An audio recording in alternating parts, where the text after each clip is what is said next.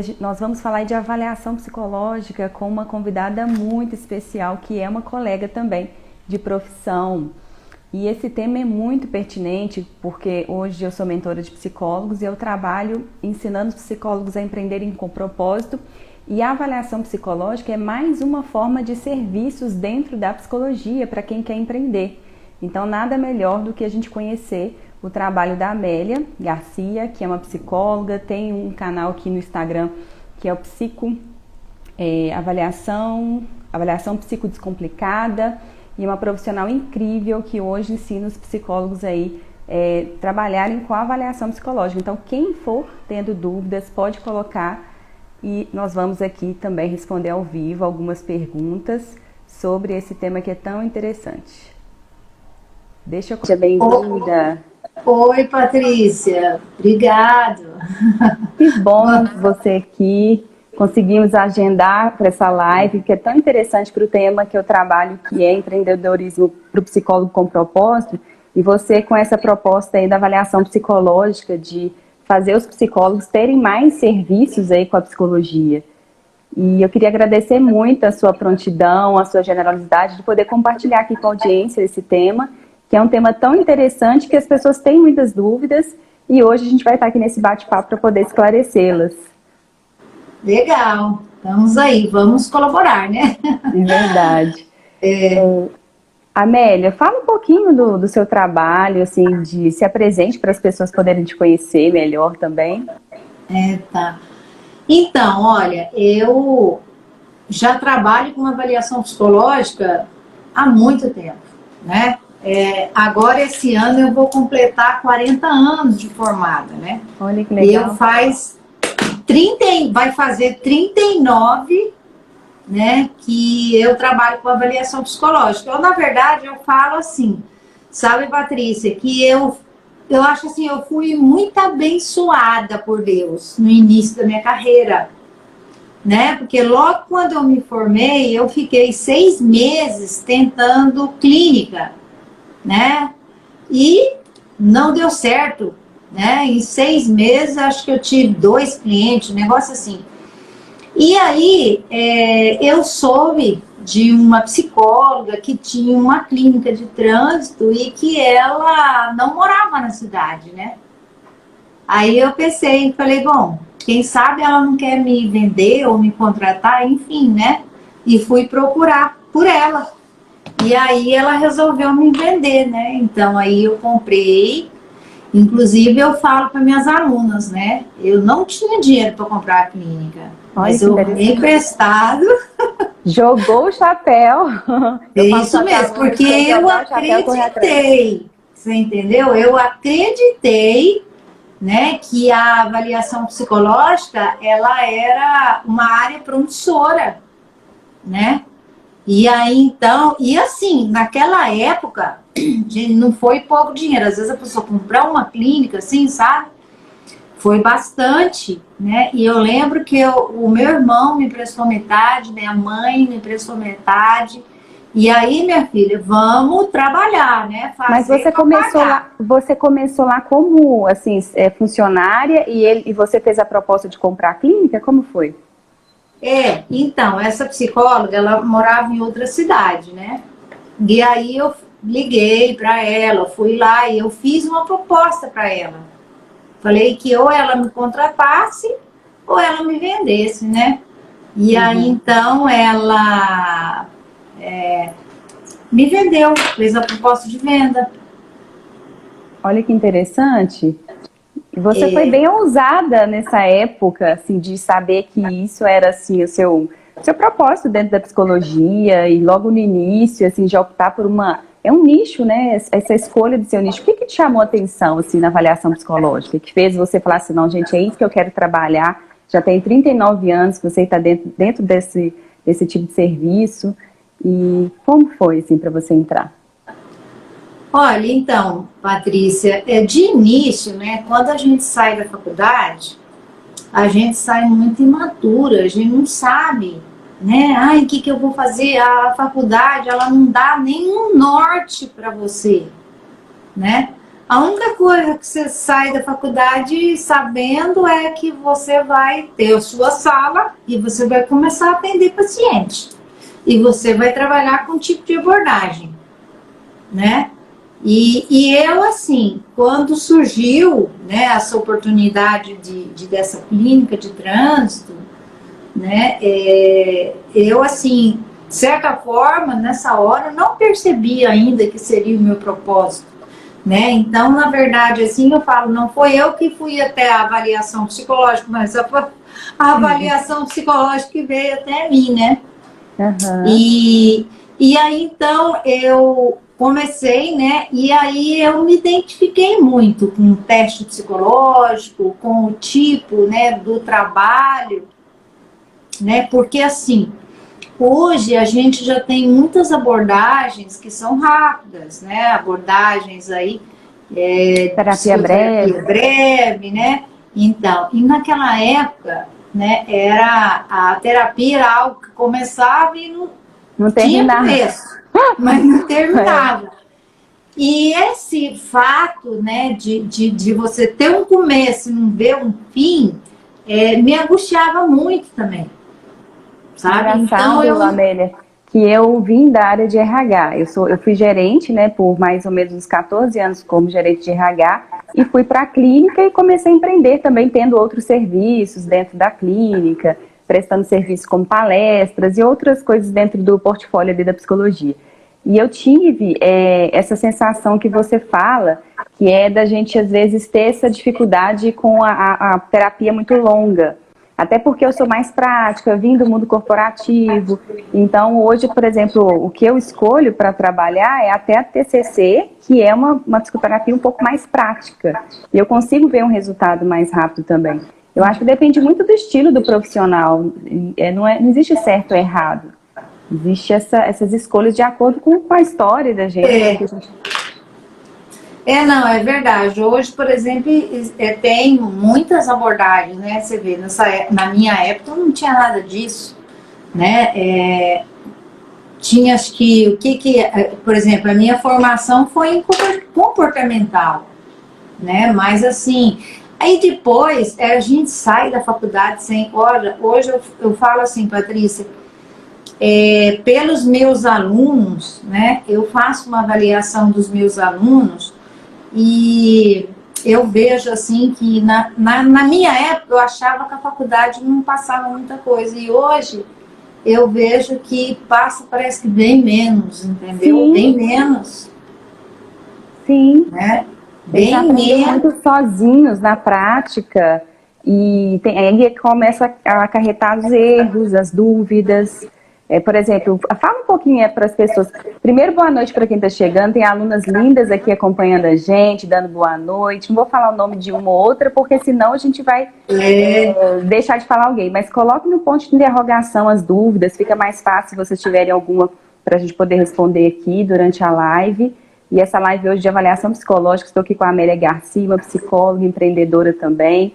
Ela é especialista em avaliação psicológica, ensina psicólogos também nesse tipo de serviço. E eu queria que você explicasse para as pessoas de fato o que é avaliação psicológica.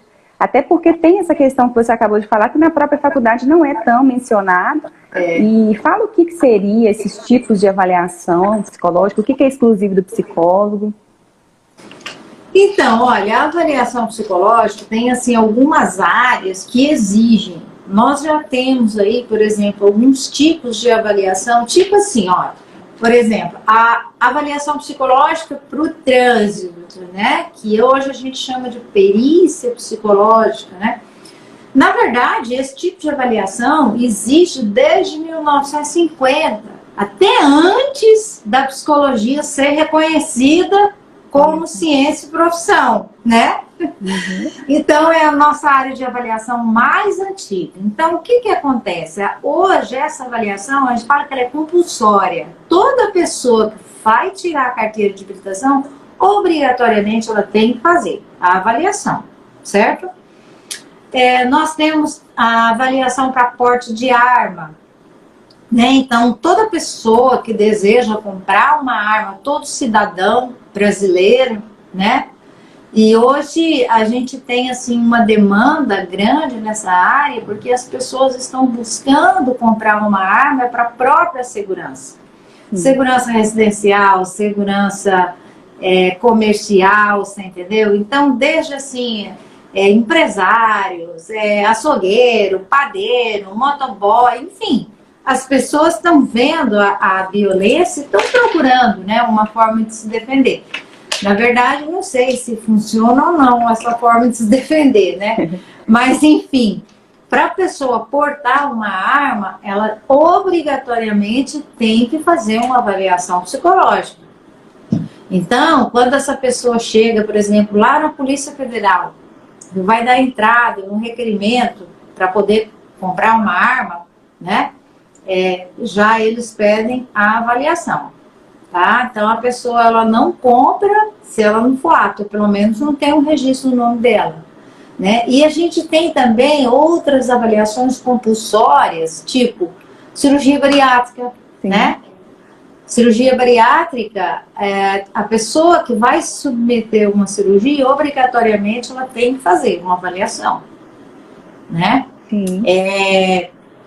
A vasectomia, laqueadura, né, que é uma esterilização, né?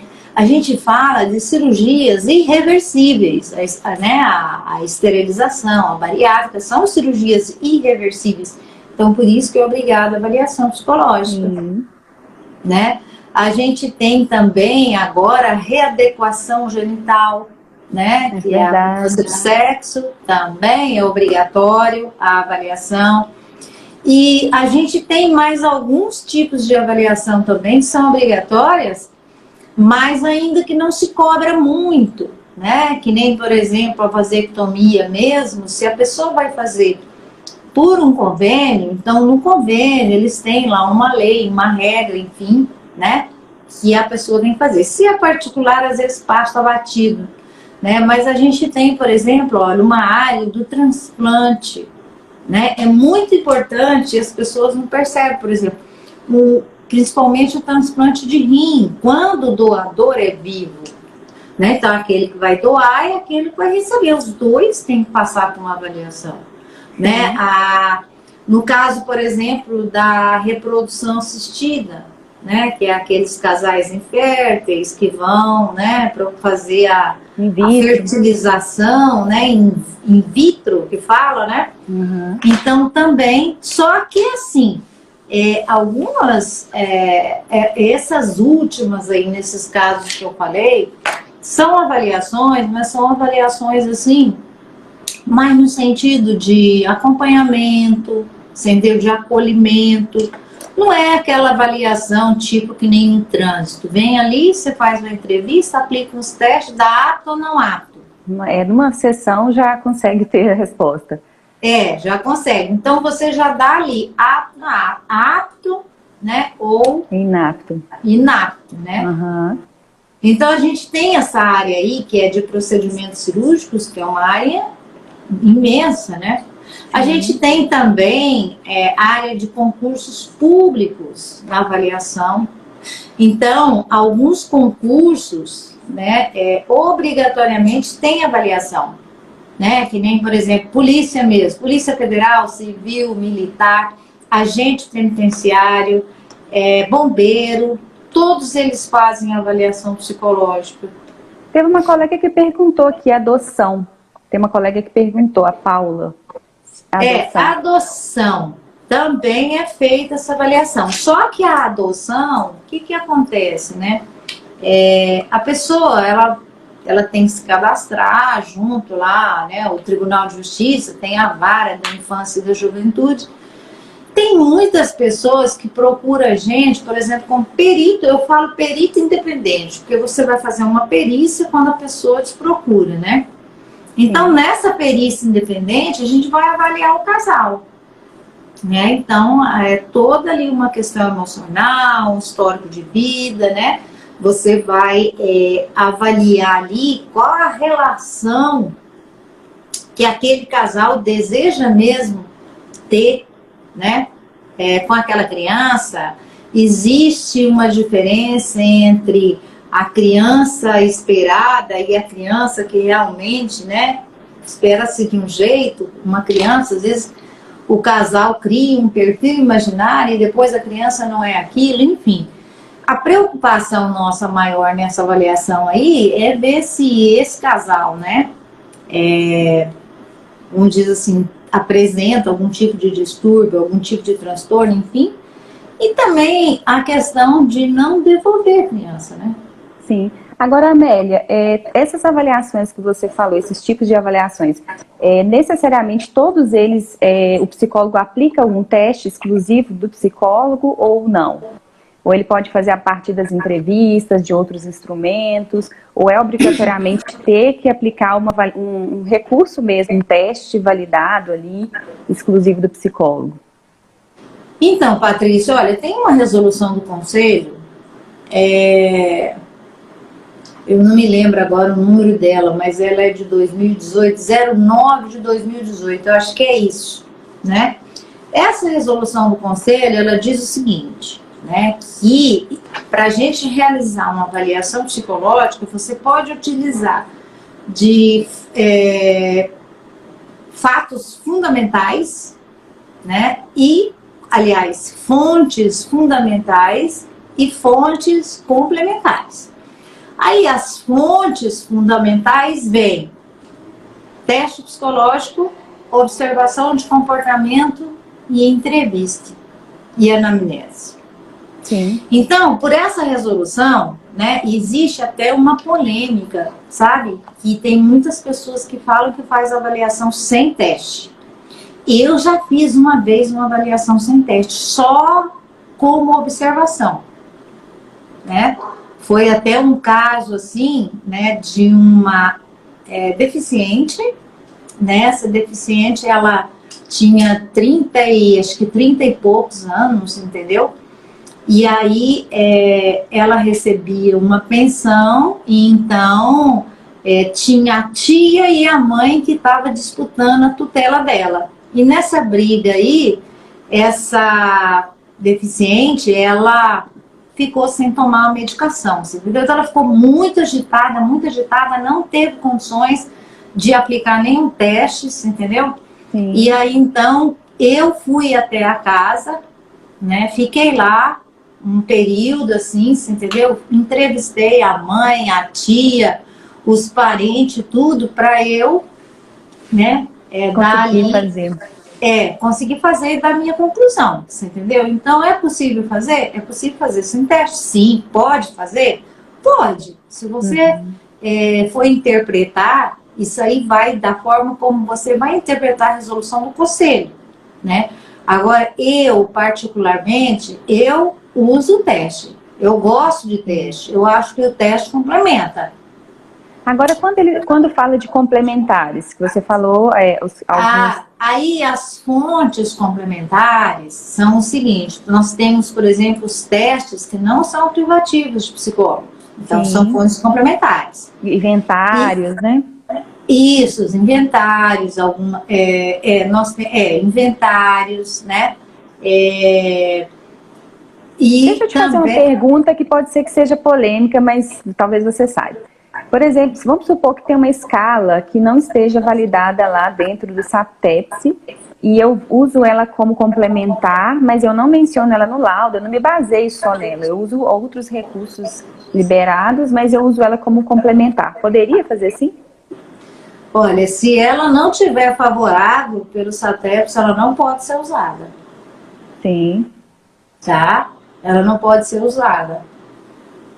É engraçado que tem tantos inventários que nem estão mencionados no SAPTEPS e talvez eles sejam bem mais inapropriados do que esses. Então, é engraçado. É verdade. Isso, né? É verdade. Agora sim, ó, é o tal negócio. A gente, para poder estar falando para outros colegas, né? Mas tem algumas pessoas que utilizam, só que você não pode colocar no relatório. Aliás, não pode colocar no laudo, né? Oficial. E você, no laudo oficial, você não pode colocar que você utilizou aquele instrumento. Mas se você quiser utilizar aquele instrumento para você ter um norte... Porque antes de uma observação, às vezes a pessoa vai fazer uma observação e usar algum que, né, só para ela ter um norte, seria, né, uma opção. Agora, seria uma opção. Agora, Amélia, essa questão que você falou da bariátrica, tem aquela pós-bariátrica, a pessoa às vezes está com aquela autoimagem ali, tem a sensação ainda que, né, tem fome, e, né, ela não tem ainda a imagem formada, né, desse novo corpo que ela começou ali a desenvolver depois da bariátrica. Como é isso aí o que você recomenda? O próprio profissional que faz a avaliação bariátrica, ele acompanha essa pessoa ou não necessariamente? Olha, eu critico, né, os profissionais psicólogos que fazem uma avaliação em uma sessão, porque isso acontece muito. A própria pessoa, você entendeu? O próprio cliente, ele chega e fala assim, olha, eu quero um laudo. Ele não vem para avaliação nem pelo que tem para oferecer para você. Ele acha, não, mas doutora, a senhora só vai me dar um laudo, é só um laudo que eu quero. Então ele acha que você vai ali olhar na cara dele, fazer umas perguntinhas e pronto. E não é assim, sabe? É a responsabilidade, né? Imagina a responsabilidade. É uma responsabilidade. Você vê, ó. Então, Patrícia, eu vi muito de perto, você entendeu? Que eu fiquei 4 anos trabalhando na cirurgia bariátrica pelo SUS aqui no estado de Rondônia. Então, aqui no estado, todo mundo que fosse fazer a bariátrica tinha que passar por mim, pelo SUS. Sim. E a gente vê muito antes e o depois. Então, assim, é uma mudança de vida, é uma transformação da água para o vinho, sabe? E o psicólogo, ele precisa estar junto. Então, o que acontece? Quando a pessoa quer fazer a cirurgia, ela vem certinho. Depois que ela faz a cirurgia, aí você fala que ela tem que voltar, que ela tem que continuar com o acompanhamento, e aí ela some, ela não aparece, 90% some, não aparece. Mas aí, quando eles começam a engordar novamente, aí eles voltam.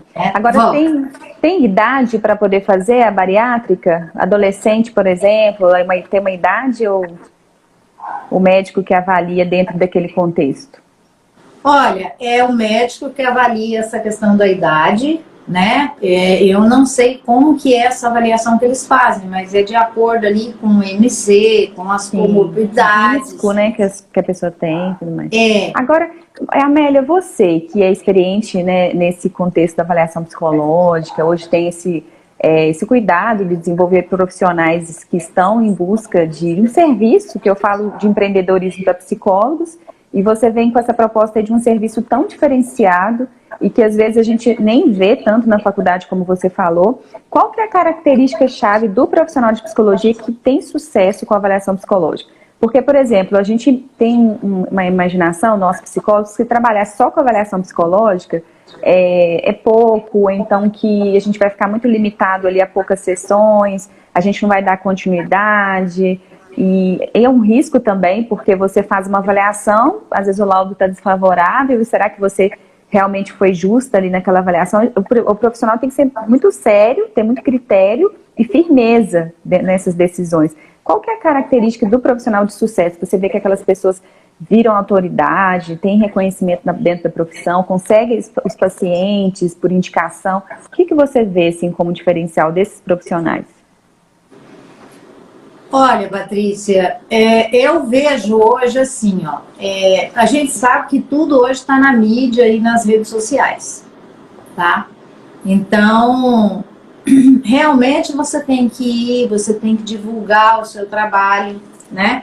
Porque essa parte de marketing, de mercado, como que você vai aí conseguir conquistar os seus clientes, isso a gente não aprende na faculdade. Também não, eu falo muito isso com as alunas, a gente só aprende o que não pode fazer, e aí as pessoas saem com aquela limitação e com medo de se expor, de falar de si, de falar dos seus serviços.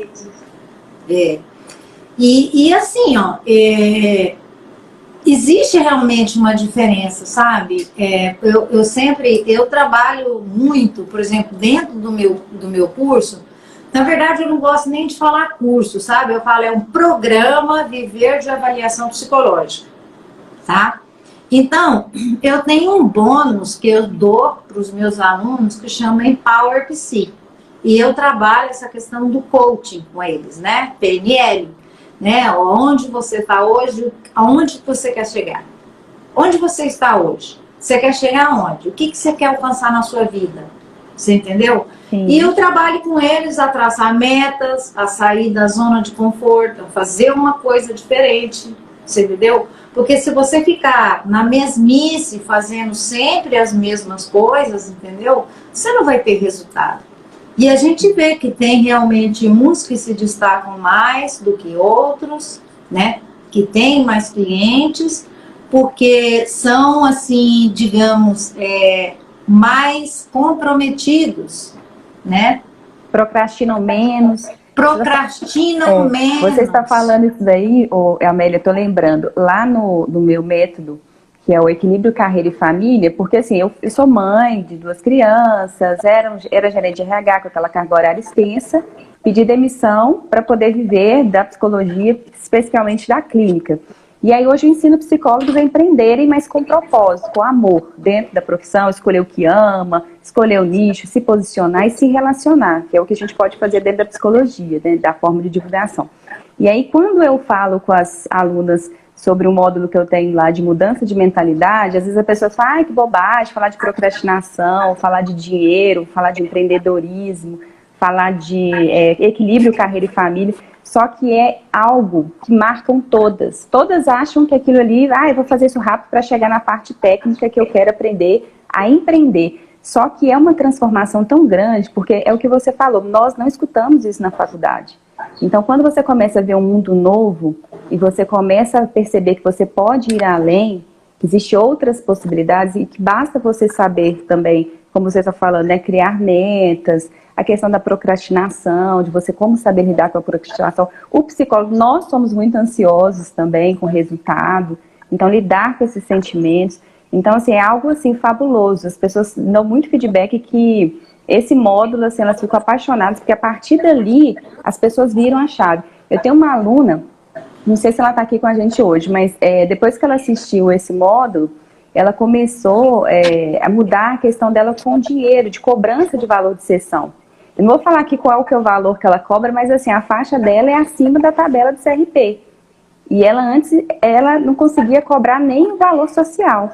Só que ela se posicionou, ela mudou a forma de pensar, ela aproximou de pessoas que pensam em abundância, ela mudou até o local do consultório dela, a forma dela se vestir, e ela está conseguindo, né, se posicionar dessa forma, e a gente acha que a gente fica na escassez, né, que tem que cobrar valor social, que tem que cobrar, tem muitos psicólogos cobrando gratuito, e esquecem que eles precisam de investir na profissão, eles precisam de fazer uma formação, eles precisam se capacitar dentro de um curso que vai realmente trazer um resultado. E para isso eles têm que saber se posicionar, cobrar um valor justo para conseguir viver da profissão.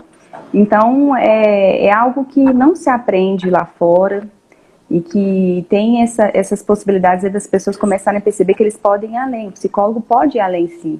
Ele pode fazer muito mais. Agora, qual que é o erro? Assim, a gente falou do profissional de sucesso. Agora, o que é o erro que você vê que as pessoas às vezes não conseguem empreender aí com avaliação psicológica, viver da avaliação psicológica? Qual que é o erro que você percebe, assim? Qual que é a conduta, sei lá, o que as pessoas dizem? Então, olha, Patrícia, não só com a avaliação psicológica, mas tudo, né? Eu acho que, na minha opinião, são as crenças, né? Porque assim, a PNL explica o seguinte, que a criança, a partir dos até 7 anos, ela acredita naquilo que ela vê, naquilo que ela ouve. Sim. Aí o pai fala, você não merece. A escola, o pai. Inclusive, eu até falo, né, por exemplo, antigamente você tinha que comer tudo, seu pai, mãe, você tinha que comer o que você não gostava, você tinha que raspar o prato, não podia jogar comida fora. Então, às vezes a gente vai, como diz assim, adquirindo essas crenças de escassez e crença de limitação, né? E aí depois você cresce acreditando nisso. E aí você não se sente merecedor, né? Essa palavra que você falou aí, posicionamento. É muito importante. A gente tem que se posicionar como um profissional de sucesso. Porque o que acontece muito é, por exemplo, quando a pessoa não tem cliente, por exemplo, abre o consultório, demora a aparecer cliente, ela já acha que a questão está nela. Com ela. Com ela. E não é porque ela tem que divulgar. Né? As pessoas não vão olhar para você, achar você bonitinho lá. Não. Você tem que estar falando, você tem que... Porque assim, ó, Patrícia, a gente que trabalha aí, você vê, ó, a gente tá, O olha... psicólogo tem medo de falar de si, até por questões do código, né? De achar que não pode divulgar o seu trabalho. Ele pode divulgar, só que de uma maneira ética. E para isso ele tem que se falar, tem que se posicionar, tem que ter uma forma de vender sem vender. Você não precisa de sair panfletando, né? Ah, minha consulta, minha avaliação é X. Não é panfletar, mas é você se posicionar como um psicólogo que está ali à disposição. E, né? Até você falar que você é psicóloga, já é algo ali que você já começa a se posicionar. Porque tem medo de tem pessoas que têm medo de falar que são psicólogos. Até por não estar atuando há muito tempo, por ter vindo de outras áreas, não se vê como psicólogo.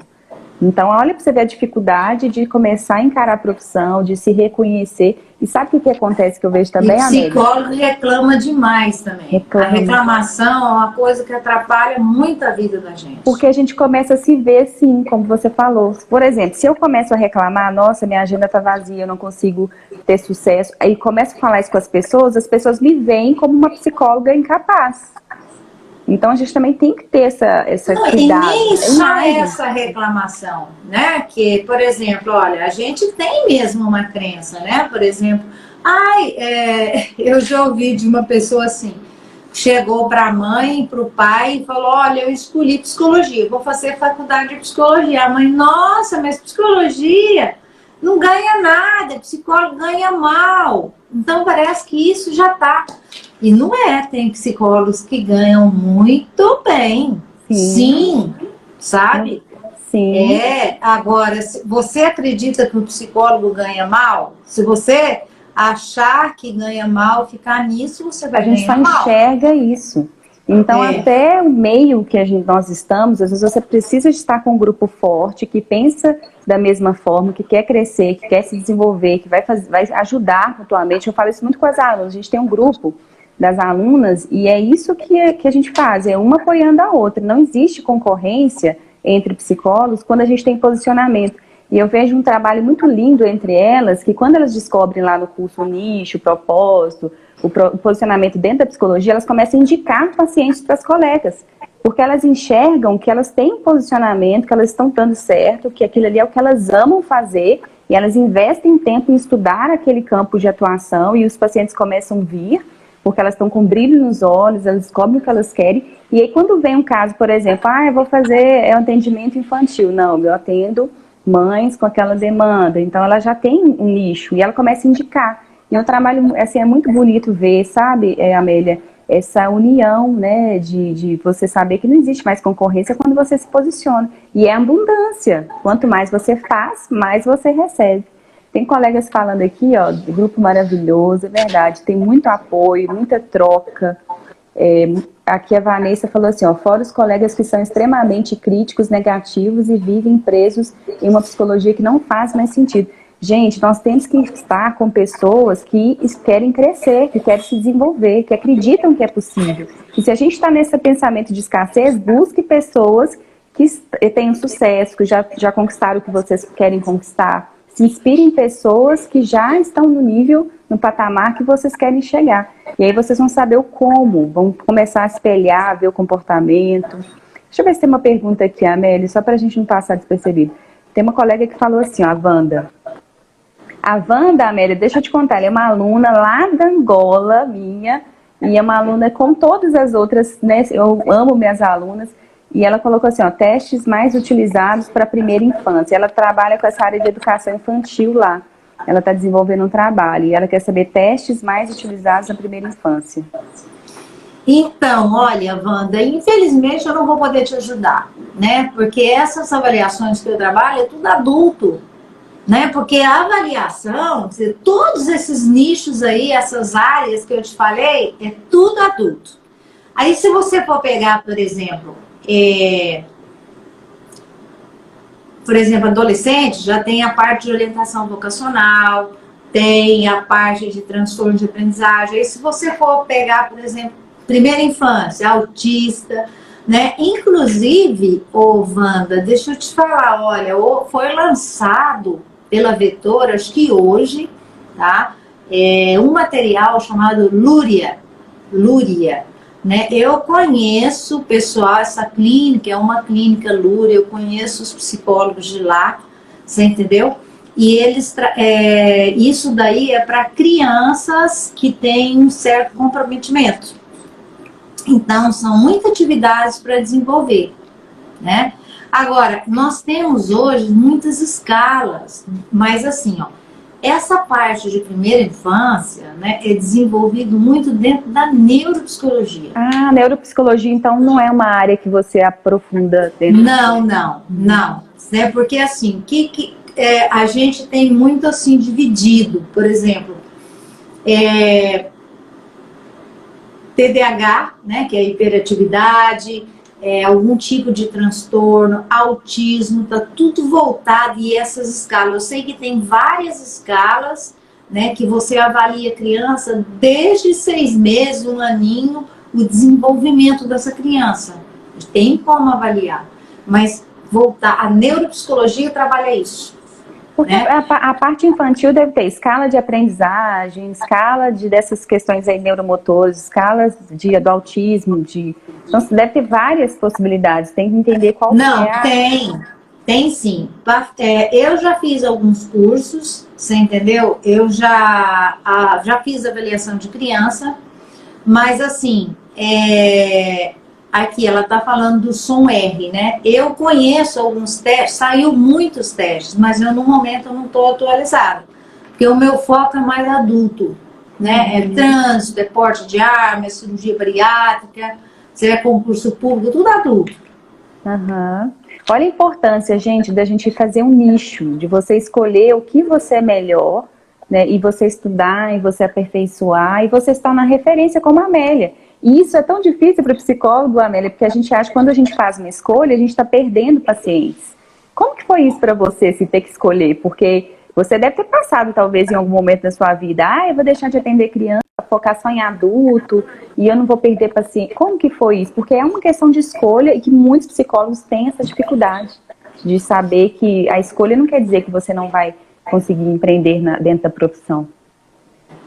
Então, olha, eu já avaliei muita criança, eu já trabalhei com orientação vocacional, né? Mas o adulto, parece que eu me concentrei mais no adulto, né? Inclusive, foi quando surgiu essas pós-graduação em neuropsicologia, né? Então, a criança é o seguinte, o pai percebe alguma coisa diferente, aonde que ele leva? Neurologista. Né? Médico neurologista. E aí o neurologista, ele encaminha para quem? Neuropsicóloga. Ah, sim. Né? Já teve, por exemplo, pais chegando na minha clínica, olha, eu vou fazer uma avaliação assim, assim, assim. Não, eu faço avaliação, mas você é neuropsicólogo? Não, não tem essa especialização.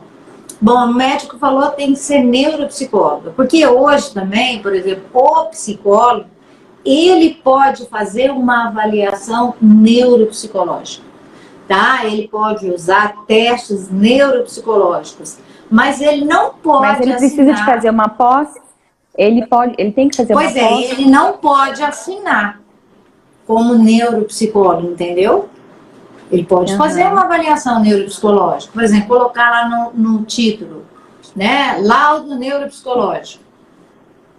Né? Avaliação neuropsicológica. O psicólogo pode fazer, pode utilizar os testes. Porque às vezes, o que acontece? Tem muitos profissionais que fazem cursos de capacitação, mas não faz a pós-graduação. Né? Então, consegue trabalhar. Sim, é possível. Eu sempre falo, o curso de capacitação, ele como diz assim, é você colocar a mão na massa. Ele te dá o foco, te dá ali o que você precisa. Pós-graduação, você vê, ó, mais seguro, né? Tem muitas pessoas... A pós é genérica. Não, tem muitas pessoas que ele sai da faculdade sem saber o que ele quer. Aí, eu vou fazer uma pós-graduação. Aí faz a pós-graduação. Termina a pós-graduação também sem saber Nunca acha que está preparado. Nunca acha que está preparado. Né? Você vai se enchendo de tanto conhecimento, mas não entra em ação, não aplica nenhum. Uma pessoa, por exemplo, hoje, um profissional, psicólogo, para ele ter sucesso, ele tem que entrar em ação, ele tem que se movimentar. É de passo em passo, é devagar, mas ele tem que ter atitude. Ele tem que ter atitude. Primeiro ele tem que saber o que ele quer para a vida dele, né? Nada é de um dia para o outro. Nada é de um dia para o outro. Não, de jeito As pessoas nenhum. acham que é mágica. Acham que é mágica. Vai começar e já vai conseguir, né, ter sucesso de uma pessoa que já tem 5, 10 anos. Até porque a gente estava conversando esses dias, né, Amélia? A gente precisa de uma musculatura, a gente precisa de passar por várias situações de aprendizado na nossa carreira para a gente poder ter aquela expertise, para desenvolver realmente uma habilidade de lidar com várias situações diferentes. E isso a gente vai conseguir na prática. A gente vai conseguir com os acertos, com os erros, levanta, cai, aprende, faz as formações, pratica. Eu falo muito com as alunas, às vezes elas falam assim, Patrícia, eu preciso fazer um curso X, preciso fazer o curso Y. Não, gente, começa a praticar. Depois que você tiver resultado com esse curso que você está fazendo agora, você consegue investir em outros, consegue ver que você não ficou procrastinando, e aí você vai fazendo outras formações, mas a pessoa às vezes enche de né, muitas informações ao mesmo tempo e trava, com muitas orientações. Agora tem uma colega que perguntou aqui. A insegurança, né? As pessoas ficam muito inseguras. Por exemplo, com relação a teste. Eu não sei aplicar. Bom, mas aprende. Aplica no seu marido, no seu pai, na sua mãe, no seu irmão. Treina. Estuda, né? Estuda, treina. Vai. Engraçado que às vezes a gente tem que dar a cara a tapa, né? Às vezes a gente acha que a gente perguntando, a gente vai aprender, e não é. Não é perguntando, é ir lá, sentar, estudar e praticar. Aí sim você aprende, você absorve o conhecimento. Então precisa de passar pelaquela dor ali de ter que estudar, de ter que fazer. Tem uma colega perguntando os testes mais utilizados em concurso público. Olha, em concurso público são, é uma leva de teste, né? Muito teste de, por exemplo, de personalidade, o palográfico é muito utilizado. Palográfico. Testes de atenção, né?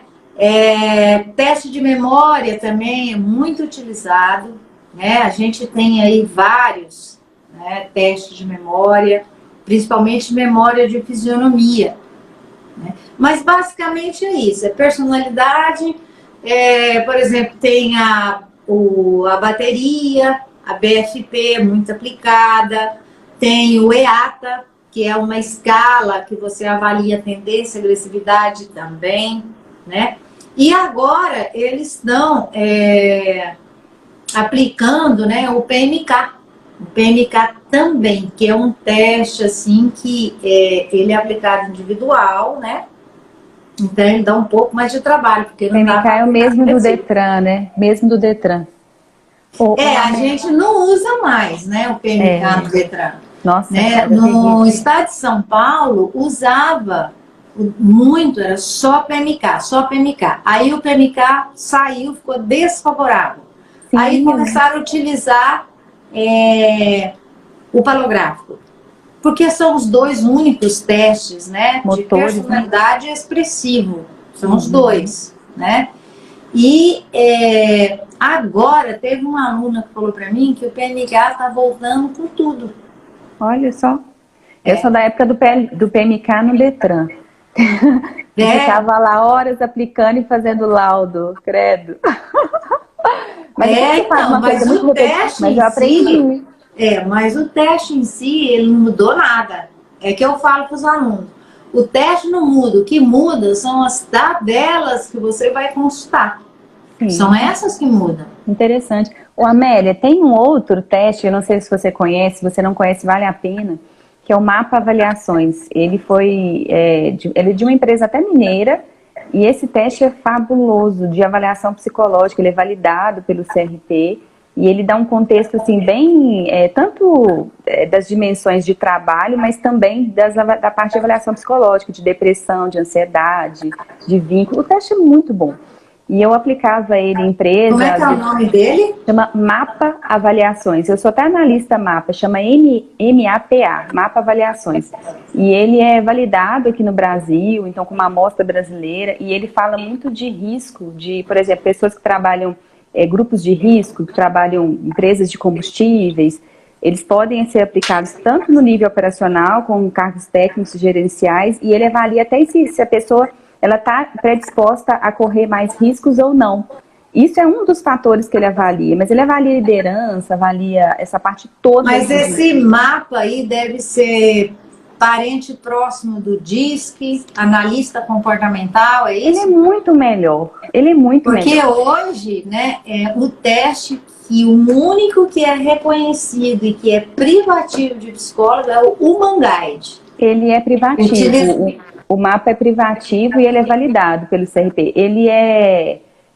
Depois você entra e procura saber, depois a gente pode conversar sobre isso, mas ele é muito bom. Quando a gente aplica, as pessoas falam assim, gente, como é que você descobriu isso? Ele é muito bom, e ele dá vários aspectos, tanto para terapia, aspectos para o trabalho, né, de se a pessoa tem liderança ou não. Ele é muito bom. E essa questão de risco, se a pessoa envolve com situações de risco ou não, até para ocupar cargos aí que ela pode expor a vida dela em risco. Ele é muito legal. Então, ele deve ser bom para avaliar a avaliação... Porte de armas. Não, a avaliação psicossocial, né? Psicossocial também. Que avalia a segurança no trabalho, quanto a pessoa se expõe aos riscos, né? Sim, isso mesmo. A segurança, né? E ele gera vários gráficos, é bem interessante. Tem uma colega falando que aplicava rocha na faculdade. Aí, ó, a Regina está dizendo, ó, o Human Guide é excelente, ela conhece o Human Guide. Muito bom o Human Guide. Né? Porque para a parte de seleção de pessoal, entendeu? Esse eu não conhecia. Uma perguntando sobre transtorno bipolar. Olha, não tem um teste específico para transtorno bipolar. Não.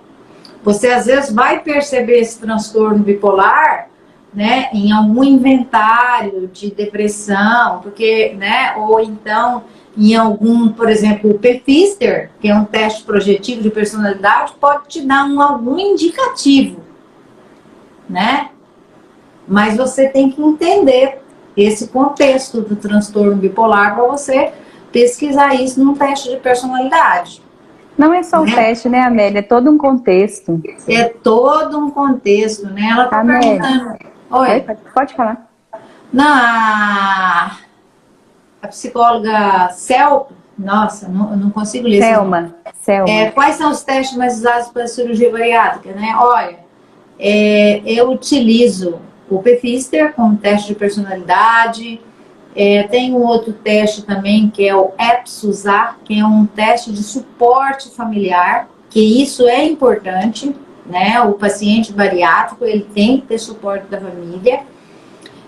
Eu utilizo também a bateria fatorial de personalidade, né? E um teste de atenção, o TIG, né? Sim. São esses 4 testes que eu utilizo. É interessante falar que o mapa só pode ser aplicado se o profissional for certificado MAPA. Então, a gente não pode sair da faculdade e já aplicar. Você tem que fazer uma certificação e só pode ser psicólogo para poder aplicar, analisar, dar devolutiva. Ele pode fazer, sabe o que, Amélia? Assim, empresa, quando você está fazendo assessment, que você tem que promover, que você tem que fazer a hierarquia ali das competências, a pessoa consegue gerar vários gráficos mostrando, né, como que são os cargos ali que estão sendo avaliados, ou então as pessoas, as competências, e aí você faz um ranking para você fazer PDI, né, que é o Plano de Desenvolvimento Individual. Então, tanto para a empresa quanto para a psicoterapia, ele é bem interessante.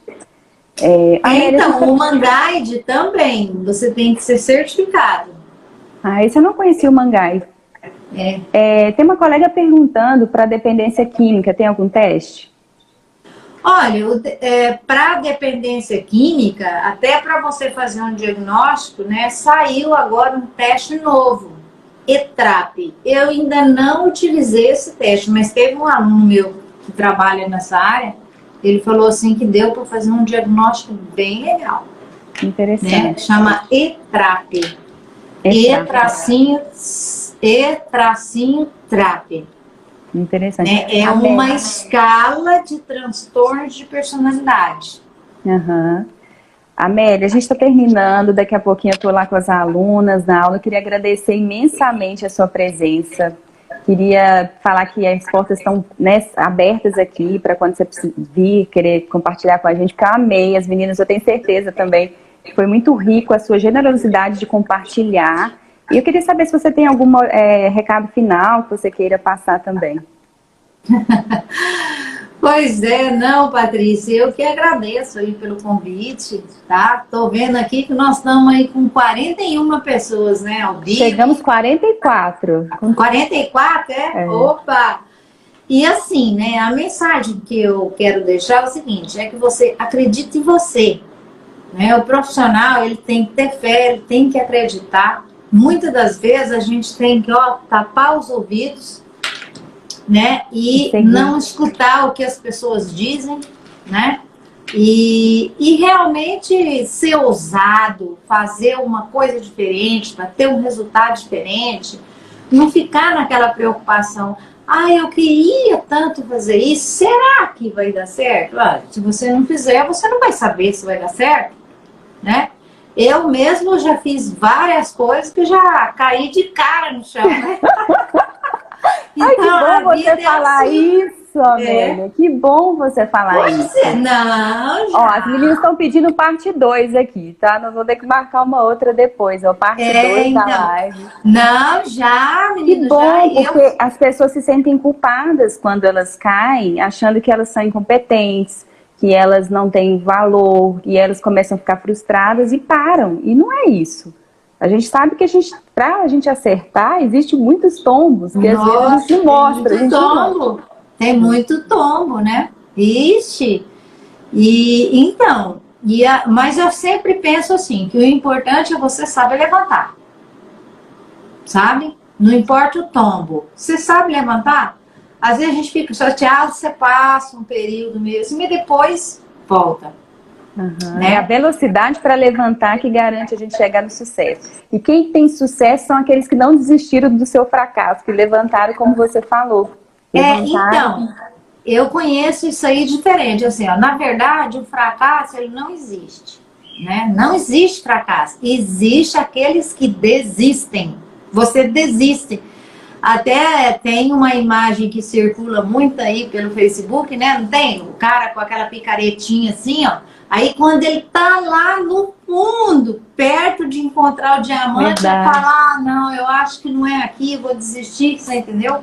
Eu sempre falo isso do platô, que você acha que você não tá conseguindo, não caminha, você não atinge, aí você desiste. Só que a partir dali que você ia começar a colher os frutos de tudo que você semeou, de tudo que você plantou dentro da psicologia, e muitas pessoas, por achar que estão estagnadas ou que estão fracassando, elas deixam de perceber que depois da curva tem ali aquele resultado que espera e que ela tanto busca. Nossa, Amélia, eu falaria horas aqui com você. As meninas estão pedindo parte 2, nós temos que fazer isso de novo e eu gostei muito. Muito obrigada por seu compartilhamento, seus ensinamentos, uma grande experiência dentro da psicologia e trazendo essa luz para as pessoas aqui, para mostrar que é possível sim viver da psicologia, é possível se empreender com propósito, fazer o que ama, escolher seu nicho, se posicionar e levar a psicologia para mais pessoas, né? A saúde mental para mais pessoas que estão precisando. Porque eu acho que o nosso objetivo é esse, né? Ajudar as pessoas a atravessar essas dificuldades, né? Com a nossa ciência da psicologia. Muito obrigada mesmo para você. Por nada, querida. E, né, quando você quiser, a gente pode marcar novamente, né? Mas, eu sempre digo para os meus alunos, tá? A gente tem que começar, dar o primeiro passo, sair do lugar, não desistir e ir, né? E é isso aí. Porque a partir do momento que os outros podem, eu também posso. Eu também posso. Se o outro vai lá e faz, eu também posso ir lá e fazer. Entendeu? Porque nós não somos diferentes, né? Nós temos todos os recursos, estão internos, precisamos só de colocar E eu sempre digo para os meus alunos também, sabe? Olha, tem alguém que está precisando do seu serviço. Sim. Tem muitas pessoas que estão precisando de você. Sim. Né? E aí você fica se omitindo, né? Deixando de ajudar. Então não é sobre eles, é sobre as pessoas que eles querem ajudar. É sobre as pessoas que eles querem ajudar com a Tem muita gente precisando de ajuda. Sabe? Às vezes, uma palavra que você fala para a pessoa, eu vejo isso porque eu trabalho com um hospital, então a gente está sempre levantando as pessoas para cima, né? Acolhendo e dando esperança.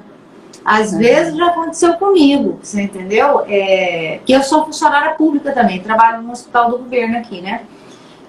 Assim, pacientes que já passaram por mim no hospital, às vezes me encontram na rua e vem e fala assim pra mim: olha, Amélia, você falou isso e isso pra mim. Falei, você falou e eu não esqueci. Então você vê que aquilo, né, pra gente falar parece tão normal e marca a vida da pessoa. Marca. E ajudou ela. Vamos colocar em prática aí, gente. Vamos aproveitar essa live, colocar em prática, levantar a poeira, levar a psicologia para mais pessoas, empreender, atuar aí com amor, né, na profissão, fazendo de forma correta. E muito obrigada a todos aqui pela audiência, as pessoas que estão acompanhando a gente. E nós vamos marcar a parte 2. Vamos só ajustar as agendas. Agradeço muito mesmo. Um beijo.